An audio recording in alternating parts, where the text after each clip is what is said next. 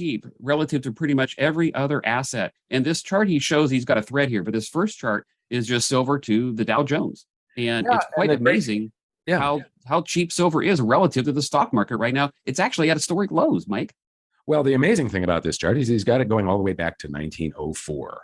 And so you have a lot of history here. And you can see that up until 1922, the average was right about 0.01. And now we're far down below that. But, you know, I wanted to sort of zoom up on this. And I did my own silver S&P. So it's taking the price of silver divided by the S&P 500 index. And there we are at 0.005.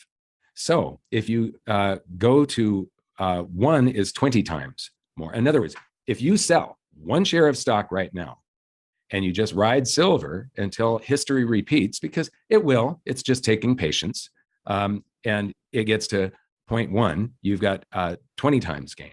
At 0.2, you've got 40 times. At 0.3, you've got 60 times. And up at the top of this chart at 0.4, you have 80 times more gains. At that point, if you sell your silver, you're going to get 80 shares of stock for each share that you sold.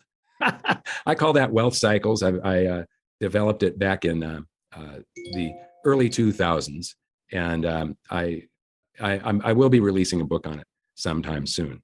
It does take patience for these cycles to play out, though. They're very long-term cycles, but they're inevitable. And what I would do is be putting sell stops at, and sell in tranches at like 0.1, 0.15, 0.2, 0.25, 0.3, 0.35. And you sell like 20% of your holdings and convert it back into stocks. And then if it goes up, the remainder goes up more than what you actually sold. And so you sell another 20% and then another 20% of the remainder always. So you still have some of your position left, even all the way up at the top. But we don't know. I mean, in 1980, that was a panic into gold and silver, because gold and silver had only been a fiat currency for 8.5 years. And people were worried about this. And we had all of these problems. The Arab oil embargo, Iran, the hostage crisis, and raging inflation. And so people rushed into gold and silver, and that's what caused that peak. Well, a lot of it was greed driven, though. Fear is a much more powerful emotion, and this time it could be a fear-driven spike, and it could go way past that 0.4. It is entirely possible.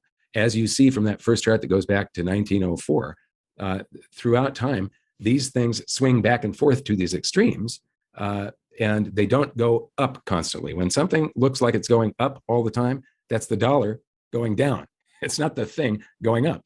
And so, this is a very, very powerful tool that people should follow. Yes, it's potentially very exciting when that reversal does come. And like you said, history shows another reversal is coming. We just have to be prepared for it. Like our friend David Morgan has said, 90% of the move happens in the last 10% of time. So it'll come. Just be ready for it. I think it's coming pretty soon, too. Well, Mike, on to our meme of the day. And this is from our friend Peter Spin over at GoldSeek, a good friend of ours. And he shows a very interesting survey result here that's pretty funny. So Mike, share this with us. Well, is inflation affecting your family? And the people that said 124% of the audience said no, 195% of the audience said yes.